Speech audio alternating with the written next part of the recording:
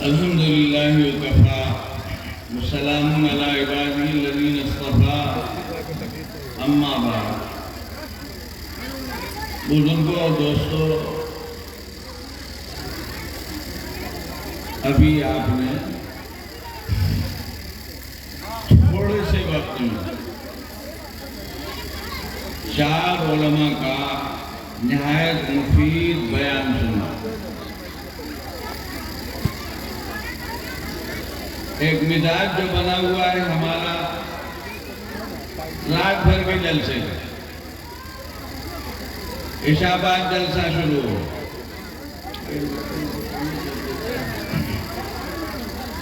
اور بات آتی ہے جب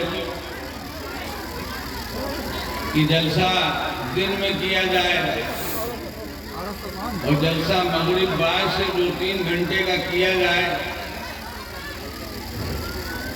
تو یہ آواز اٹھتی ہے کہ کوئی نہیں آئے گا، کوئی نہیں جمع ہوگا، رات بھر نہ ہو تو مزہ نہیں آتا۔ بزرگوں دوستو، جلسہ تو دین کی ضروری باتیں سننے کے لیے، سنانے کے لیے ہو، ان باتوں کے سننے سنانے کے لیے جن کی ہم کو اسلامی ایمانی زندگی گزارنے کی غرض سے ضرورت ہے۔ دن میں جلسہ ہو، جن لوگوں کو طلب ہے آتے ہیں۔ ہم آج 3 دن سے آپ کے ضلع میں ہیں، منگل، بدھ، جمعرات، پرسوں بھی دن میں جلسہ کیا، کل بھی کیا، آج بھی کیا۔ آئے سننے والے اور بڑی تعداد میں آئے۔ ضرورت کی چیز کے لیے آدمی اپنے بہت سے کاموں کو پیچھے کر دیتا ہے، آتا ہے۔ مغرب بعد کل بھی پروگرام تھا ایک جگہ، پرسوں بھی تھا ایک پروگرام، اور آج بھی ہے۔ آپ نے جو حضرات شروع سے بیٹھے ہیں، دلچسپی سے سنا، آپ بتائیں، ہم نے مغرب پڑھی، 6:15 بجے فارغ ہوئے، تقریباً 6:45 سے دین کی بات شروع ہوئی۔ مولانا مفتی نور عالم صاحب، استاد جامعہ عربیہ ہتھورا، مولانا مفتی جمال اکبر صاحب جو جامعہ عربیہ کے پڑھے ہوئے ہیں، اور استاد خانقاہ رحمانیہ منگیر۔ اس کے بعد مولانا مفتی محمد صالح صاحب، استاد جامعہ عربیہ ہتھورا باندھا، اور چوتھا بیان جامعہ عربیہ ہتھورا باندھا کے ہی ایک استاد مولانا تقی الرحمان صاحب کا۔ اللہ ان سب کو جزائے خیر دے۔ تھوڑے سے وقت میں 15 منٹ، 20 منٹ، 25 منٹ، بڑی اچھی باتیں اور بڑی مفید اور جامع باتیں ہیں۔ بچوں کی نسبت سے، اولاد کی نسبت سے، شادی بیاہ کی نسبت سے، گھریلو زندگی کی نسبت سے کیا چاہیے؟ یہ جلسے بزرگوں دوستو تماشے کے لیے نہیں ہوتے، ان کا مقصد کچھ اور نہیں ہوتا۔ لوگ جمع ہو، ایک تفریح ہو، اور اس کے بعد بات ختم ہو جائے، نہیں۔ ایک آدمی کی بات ہو، آدھا گھنٹہ ہو، کام کی باتیں ہیں۔ چند آدمیوں کی بات ہو، 2-3 4 کی جیسے بھی ہوئی، امید یہ ہے کہ انشاءاللہ آپ میں سمجھدار لوگ آئندہ کے لیے اس چیز کی تائید کریں گے۔ بھائی دیکھیے ایسا سنیے،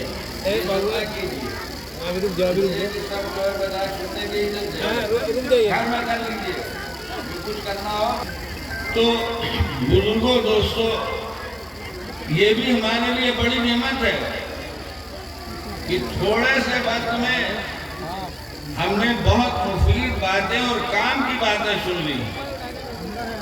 یہ سارا اتنا بڑا نظام اور جو خرچ ہوا، جس کے پیچھے مدرسے کے لوگوں نے محنت کی ہے اور آپ حضرات نے تعاون کیا، اس لیے کہ مدرسوں کا کام آپسی تعاون ضرور.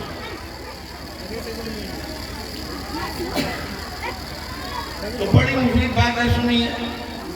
میں یہی موجود ہوں، سن رہا ہوں. اللہ سنانے والوں کو ذرا خیر دے.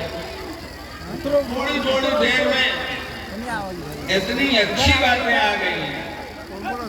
ہماری خواتین جو جمع ہیں، بہنیں بیٹیاں، ان کی زندگی کے لیے کیا ہونا چاہیے، کیا کریں،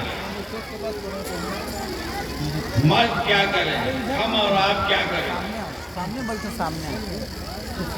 تو دیکھیے، ہمارے لیے دنیا بھی ضروری ہے، دین بھی ضروری ہے.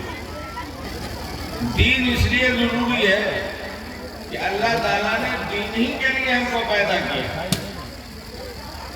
دین کے لیے، اپنی عبادت کے لیے، آخرت بنانے کے لیے پیدا کیا.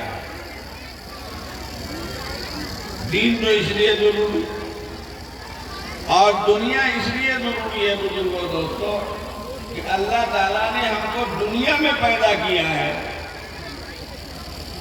آخرت بنانے، اور دین کو آخرت کی ضرورت بنایا اور دنیا کو دنیا کی زندگی گزارنے کے لیے ضرورت بنایا. اللہ نے دنیا کو ضرورت بنایا ہے. ہمارا جو جسم ہے، جو اللہ نے ہم کو دیا ہے، یہ جسم، اس کی نشو و نما، اس کی بڑھوتری، اس کی بقا، اس کے لیے اللہ تعالیٰ نے مختلف چیزوں کو ہماری ضرورت بنا دیا. ہم کو کھانا چاہیے، ہمارے اندر بھوک رہتی ہے. ہم کو پانی چاہیے، ہمارے اندر پیاس رہتی ہے. ہم کو دوا چاہیے، بیماریاں ہوتی ہیں. ہم کو کپڑا چاہیے، سردی لگ رہی ہے. گرمی کا موسم ہے، گرمی کے مناسب کپڑا چاہیے. ہم کو گھر چاہیے. ہم جانوروں کی چاہے پرند ہو، چرند ہو، ہم کھلے میدان میں نہیں رہ سکتے. موسم ہم کو کھا لے گا، ہم کو مکان چاہیے. تو جب کپڑا چاہیے، مکان چاہیے، کھانا چاہیے، پانی چاہیے، تو دنیا کو ضرورت ہوئی نہ بھائی. اس کے بغیر نہیں ہوگا. اللہ چاہے تو کھائے پیے بغیر زندگی ہماری چل سکتی ہے، لیکن اللہ نے طریقہ یہ بنایا ہے کہ تمہیں کھانا پڑے گا، تمہیں پینا پڑے گا، تمہیں پہننا پڑے گا، نہیں تو تمہاری دنیا کی زندگی چلی جائے گی. اور جب دنیا کی زندگی چلی جائے گی تو دین کا کام کیسے کرو گے؟ دین کے لیے محنت کیسے کرو گے؟ اس کے لیے جسم چاہیے، صحت، طاقت چاہیے. اور اسی لیے بزرگوں دوستوں، دنیا کمانے کا حکم ہے. دنیا کمانے کا حکم ہے. دنیا کا مال و اسباب حاصل کرنے کے لیے محنت کرنے کا حکم ہے. یہ دنیا کمانے اور دنیا کے مال و اسباب کو ضرورت کے مطابق جمع کرنے کی محنت کون کرتا ہے؟ مرد کرتے ہیں. ابھی آپ نے سنا، اللہ نے جو نظام بنایا، ہم انسانوں کو دو حصوں میں رکھا. ایک کا کام اور نظام گھر کے اندر کا ہے، دوسرے کا کام اور نظام گھر کے باہر کا ہے. ایک کا کام ہے بھاگ دوڑ کرو، رزق حلال حاصل کرو.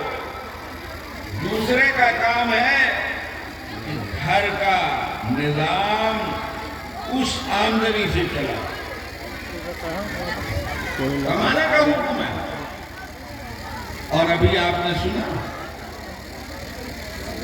کہ عورتیں جو گھریلو کام کاج کرتی ہیں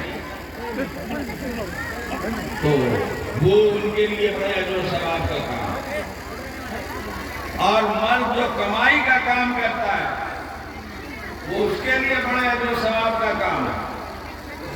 رزق حلال کی بھاگ دوڑ کی فضیلت اللہ نے بہت رکھی ہے، بہت رکھی ہے۔ حتیٰ کہ ایک حدیث میں آتا ہے کہ ایک آدمی ہے جو مستقل روزے رکھتا ہے، رات بھر نمازیں پڑھتا ہے، بڑا اچھا کام کرتا ہے، لیکن اس کے مقابلے میں اس آدمی کا ثواب زیادہ ہے، فضیلت زیادہ ہے، جو صرف رمضان کے روزے رکھتا ہے، جو 5 وقت کی نماز بس پڑھتا ہے، اور باقی اس کے بیوی ہے، اس کے بچے ہیں، ان کے لیے، اپنے پیٹ کے لیے، اپنے بدن کے لیے، ان کے بدن کے لیے، رزق حلال کے لیے بھاگا بھاگا مارا مارا پھرتا ہے، اس کا ثواب زیادہ ہے۔ ایک بیوی بچے والا جو دن بھر پھرتا رہتا ہے رزق حلال کے لیے، اس کا ثواب اس مسلمان سے زیادہ ہے جو مستقل دن میں روزہ رکھتا ہے، جو رات بھر نماز میں گزار دیتا ہے۔ یہ ہمیں تو ضرور ہمارے لیے دین تو اہم ہے ہی، دنیا بھی اہم ہے، اور دنیا اہم ہے، ضرورت ہے دین کے لیے۔ اللہ نے اپنی عبادت کا جو حکم ہم کو دیا اور جو اپنی کتاب میں اعلان کیا ہے کہ ہم نے تو تم کو اپنی عبادت کے لیے پیدا کیا، اپنی عبادت کے لیے پیدا کیا، تو دنیا میں پیدا کیا نہیں۔ دنیا کی ضرورتیں ہمارے ساتھ لگی ہوئی ہیں، یہ ضرورتیں دنیا کے مال اور اسباب کے بغیر نہیں پوری ہو سکتی، اس لیے دنیا کمانا حرام نہیں ہے، منع نہیں ہے، جتنا کما لو کوئی پابندی نہیں ہے۔ پابندی اس کی ہے کہ کمائی کا راستہ غلط نہیں ہونا چاہیے، کمائی کا راستہ غلط نہیں ہونا چاہیے۔ دنیا جیسے کما رہی ہے ویسے ہم کمائیں، ایک مسلمان کمائے، جی جیسے چاہ رہا ہے اس طرح ہم کمائیں، یہ نہیں ہے بزرگوں، خوب کمائی کرو، لیکن جو راستہ شریعت نے بتایا ہے، جو کاروبار شریعت نے بتایا ہے، جو طریقہ شریعت نے بتایا ہے اس کے مطابق کماؤ، اور پھر جو مال ہاتھ میں آئے اس کو ویسے ہی خرچ کرو جیسے خرچ کرنے کا حکم ہے، وہیں خرچ کرو جہاں خرچ کرنے کا حکم ہے۔ حدیث پاک میں نبی اکرم صلی اللہ علیہ وسلم نے فرمایا قیامت کے دن میدان حشر میں 5 سوال ہر ایک سے ہوں گے، ہر ایک سے 5 سوال ہوں گے۔ 2 سوال مال سے متعلق، 5 میں سے 2 سوال مال سے متعلق۔ ایک سوال یہ ہوگا مال کہاں سے تمہارے پاس آیا تھا، کس راستے سے کمایا تھا، اور دوسرا سوال یہ ہوگا کہ اس کو لگایا تھا۔ دوستو آج دیکھیے دنیا میں جو ہم کما رہے ہیں اس کا ہم سے سوال ہو رہا ہے، جواب دینا پڑ رہا ہے، تمہارے پاس یہ بیلنس کہاں سے آیا؟ یہ تم نے 10 لاکھ کی گاڑی خریدی، 15-25 لاکھ کی زمین خریدی، یہ پیسے کہاں سے آئے؟ ہم کو بتاؤ، حساب مانگا جائے۔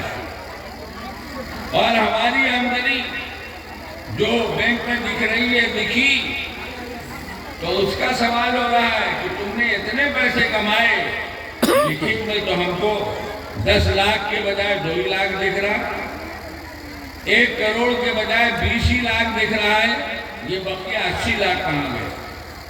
یہ دنیا میں سوال ہو رہا ہے، اور دنیا کے سوال سے ہم بچ سکتے ہیں، لیکن آخرت کے سوال سے اور اللہ کے سوال سے نہیں بچ سکتے۔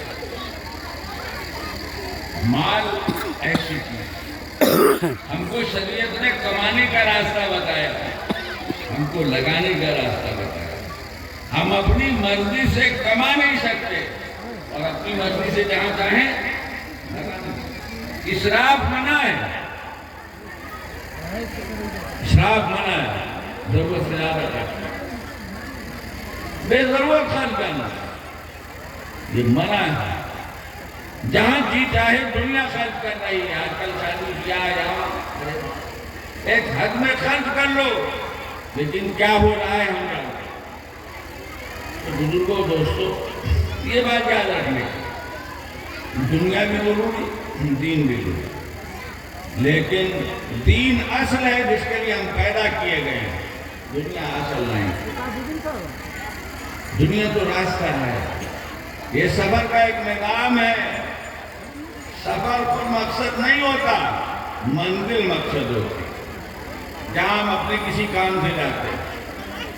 بزرگوں دوستو جب دنیا ضروری ہے اور دین ضروری ہے، تو دین کا پڑھنا بھی ضروری ہے، دنیا کا پڑھنا بھی ضروری ہے۔ دونوں چیزیں ہمارے لیے ضروری ہیں، لیکن دین کا پڑھنا، دین جتنا ضروری ہے اسی اعتبار سے دین کا پڑھنا ہمارے لیے ضروری ہے، کیونکہ ہم دیندار، ہم مسلمان، ہم اسلامی ایمانی زندگی گزارنے والے بن ہی نہیں سکتے جب تک ہمارے پاس دین کا علم نہیں ہو۔ نماز پڑھنی ہے، ایک مسلمان سے سب سے پہلے جس چیز کا مطالبہ ہوتا ہے تو نماز پڑھنے کے لیے جاننا بھی تو چاہیے کہ نماز کیا ہے، نماز کیسے پڑھی جاتی ہے، نماز کا طریقہ کیا ہے۔ نماز کے لیے تیاری کرنی ہوگی، طہارت ہے، پاکی ہے، وضو و تیمم اور غسل، ان چیزوں کو زیادہ ضروری ہے۔ سب تو ہو پائے گا بزرگوں دوستو، اور یہ بات سمجھنا چاہیے کہ دنیا کی زندگی تو بغیر علم کے گزر سکتی ہے اور اچھی گزر سکتی ہے، دنیا کے علم کے بغیر، لیکن دین کی زندگی بغیر علم کے نہیں گزر سکتی۔ کیا دنیا میں جتنے دولت مند ہیں، دنیا کما رہے ہیں مختلف لائنوں سے، اور بسا اوقات بہت اچھی کما رہے ہیں، کیا وہ کیا ان کے پاس بڑی ڈگریاں ہیں؟ ہر ڈگری والا کیا نوکری ہی کرتا ہے؟ کتنے لوگ ہیں جو بڑی بڑی ڈگریاں لیے ہوئے ہیں اور اس کے بعد کاروبار کر رہے ہیں؟ کتنے لوگ ہیں کہ جو کروڑوں کے مالک ہیں، کچھ نہیں پڑھا، کوئی ڈگری نہیں ہے، اللہ نے عقل دی ہے، دماغ دیا ہے، اس سے وہ محنت کر کے کما رہے ہیں۔ دنیا بغیر دنیا کے علم کے کمائی جا سکتی، دنیا کی ترقی بغیر ڈگری کے ہو سکتی ہے، لیکن بزرگوں دوستو دین پر عمل دین پڑھے بغیر نہیں ہو سکتا، نہیں ہو، یہ ذہن میں رہے۔ اسی لیے جیسے ہمارے لیے دین زیادہ اہم ہے دنیا سے، ایسے ہی علم دین زیادہ اہم ہے علم دنیا سے۔ ناجائز نہیں، ضرورت، اسکول پڑھیے، اسکول پڑھائیے، اسکول کی لائن کی تمام تعلیمیں، کوئی حرج نہیں، لیکن یہ نہ بھولیے کہ آپ مسلمان ہیں، ہم مسلمان ہیں، ہمارا بچہ ہم اچھے سے اچھا پڑھا دیں، لیکن یہ ضروری ہے کہ اس کو دین بھی پڑھائیں، اس کو دین بھی بتائیں، اس کو اسلام بھی پڑھائیں، اس کو ایمان بھی پڑھائیں، اس کو قرآن بھی پڑھائیں، اس کو جنت و جہنم کی پہچان کرائیں، اس کو اللہ اور رسول پاک صلی اللہ علیہ وسلم کی پہچان کرائیں، اور بزرگوں دوستوں تھوڑی سی فکر کی جائے تو یہ سب کام بچپن سے ہو جاتا ہے۔ گھر میں بچے ہیں، ماں کی گود میں ہے، ماں کے پاس ہے، بچے کی گود میں ہے، بچے کے پاس، باپ کے پاس ہے، ادھر ادھر کی باتیں مائیں سناتی ہیں، بچے سناتے ہیں۔ لیکن جو سچے پکے مسلمان ہوتے ہیں وہ اپنے بچوں کو دین کی باتیں سناتے ہیں، کلمہ سکھاتے ہیں، دعا سکھاتے ہیں، جنت و جہنم کی بات کرتے ہیں۔ ماں کیا ہے، باپ کیا ہے، یہ وہ بتاتے ہیں۔ ماں کے پیروں کے نیچے جنت ہے، یہ بتاتے ہیں۔ اچھی اچھی کہانیاں سناتے ہیں تاکہ بچے کا ذہن اچھا بنے۔ تو بزرگوں اور دوستوں کی بات کر رہے ہیں، ڈاکٹر بنائیے، انجینئر بنائیے، پروفیسر بنائیے، بڑے سے بڑا عہدہ سب کچھ دلائیے، کوئی عرض نہیں، لائن جائے گا تو کوئی عرض نہیں ہے، لیکن ایسا نہ کیجیے کہ آپ کا بچہ ان چیزوں کے پیچھے آپ کے کھاتے سے نکل جائے، اسلام سے نکل جائے، ایمان سے نکل جائے، دنیا کا ہو کر رہ جائے۔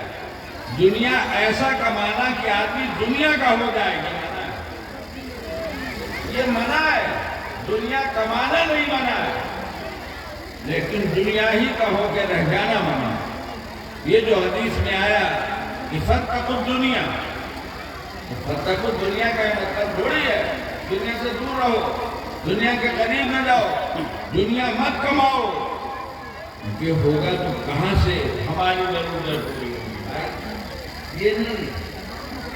یہ نہیں ہے، غافل نہ ہو جاؤ، لاپرواہ نہ ہو جاؤ، دنیا ہی کو مقصد زندگی نہ بنا لو۔ تو بزرگوں دوستوں، یہ جو ہمارے مدرسے ہیں، آپ کے گاؤں کا مدرسہ اس لیے ہیں کہ ان کے واسطے سے ہمارے بچوں کو دین سکھایا جائے، بتایا جائے۔ آپ خود سوچئے، ان مدرسوں کے واسطے سے ہمارے بچے قرآن پڑھتے ہیں، ہمارے بچے حفظ پڑھتے ہیں۔ آپ کے سامنے 3 بچوں کی دستار بندی ہو گئی، اسی کی بات ہے کہ تینوں بچے اسی بستی کے ہیں، پھر جملہ ایک پھنانا کا ہے، دو انجور بارہ کا۔ انجور بارہ کے حضرات ذرا اپنے دلوں میں سوچیں کہ کچھ دنوں پہلے ٹھیک ہے ادھر ادھر جا کے حافظ ہو گئے، 10 سال پہلے کسی کے ذہن میں آیا تھا کہ انجور بارہ میں رہتے ہوئے ہمارا بچہ حافظ ہو جائے گا، گھر میں رہتے ہوئے ہمارا بچہ حافظ ہو جائے گا؟ اللہ نے کتنی بڑی دولت دی اور کیسی راہ نکالی۔ بزرگوں دوستوں، ان اداروں کی قدر کیجیے، ان سے ایمان بنتا ہے، ہمارے بچوں کا ہمارا، ان سے قرآن ملتا ہے، اللہ ملتے ہیں، رسول اللہ صلی اللہ علیہ وسلم ملتے ہیں، اللہ کی محبت ملتی ہے، رسول اللہ صلی اللہ علیہ وسلم کی محبت ملتی ہے۔ اور بزرگوں دوستوں، ہمارے مدرسوں کا کام کاروباری نہیں ہے،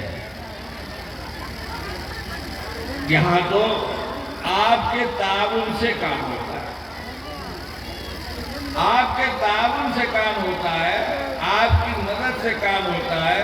ہمارے مدرسوں کا نظام یہی ہے، اور جب اس ادارے سے آپ کے بچوں کو نفع ہو رہا ہے اور آپ کو نفع ہو رہا ہے، آپ کا بچہ اسلام سیکھ رہا ہے، ایمان سیکھ رہا ہے، گھر میں جا رہا ہے، دعائیں پڑھ رہا ہے، درود پاک پڑھ رہا ہے، نمازی بن رہا ہے، نماز پڑھ رہا ہے، حافظ بن رہا ہے، آپ کا نفع ہو رہا ہے کہ نہیں ہو رہا ہے؟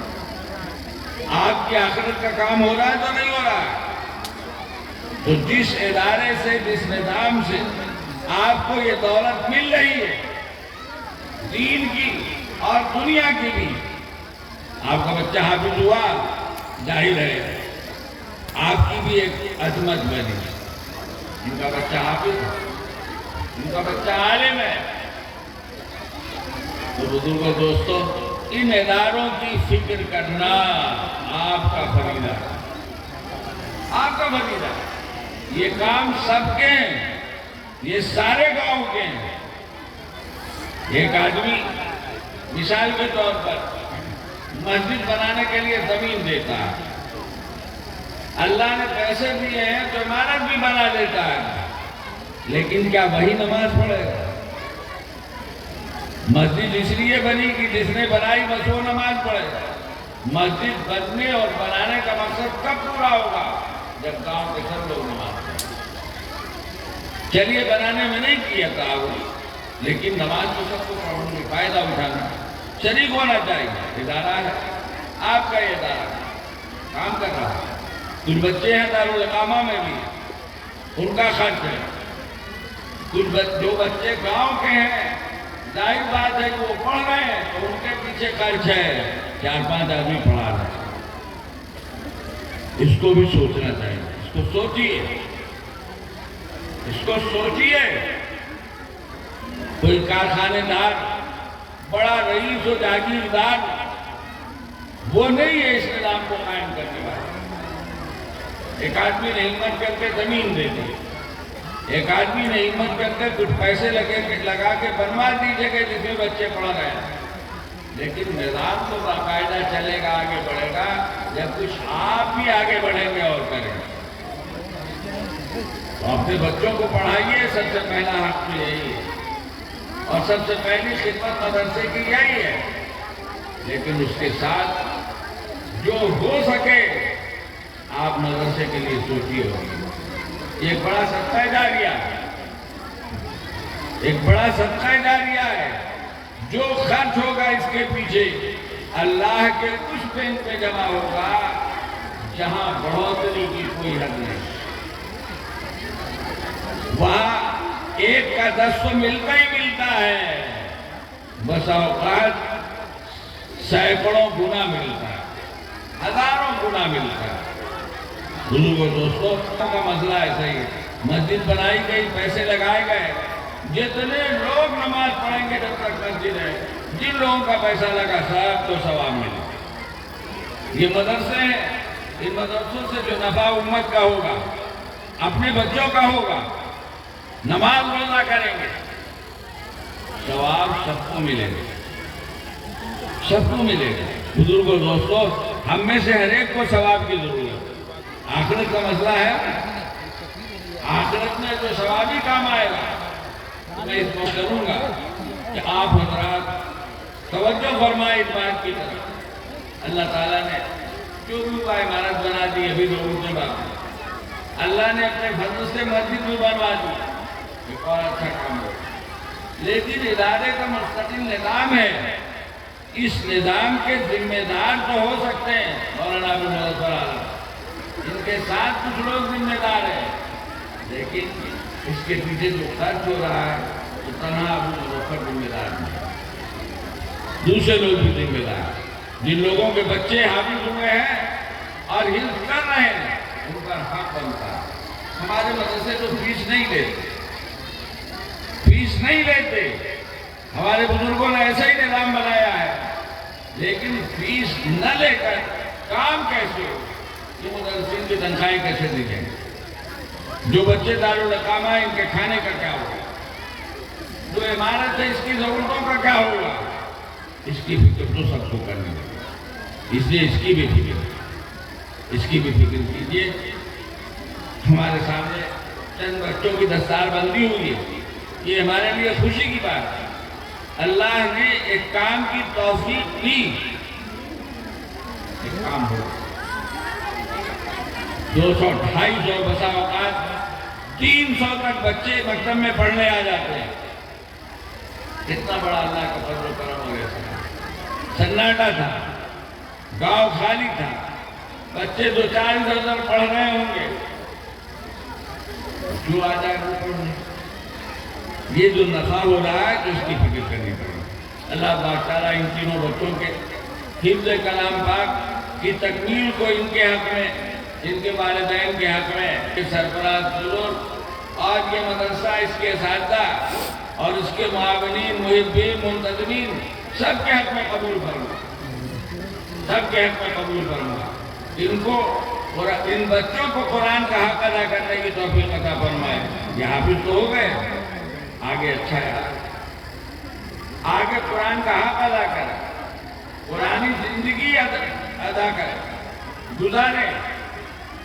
ظاہر بات ہے ان پر حق ہے, ان پر حق ہے. اللہ تعالیٰ اس مجلس کو ہر اعتبار سے خیر و برکت کرے اور اس کو تمام شرکا حاضرین سبھی کے لیے قبول فرمائے اور اس ادارے کی حفاظت فرمائے, اس کو ترقیات سے نوازے, اس کی ضرورتوں کی کفالت فرمائے اور سب کو اس کی طرف متوجہ فرمائے. وآخر دعوانا الحمدللہ رب العالمین.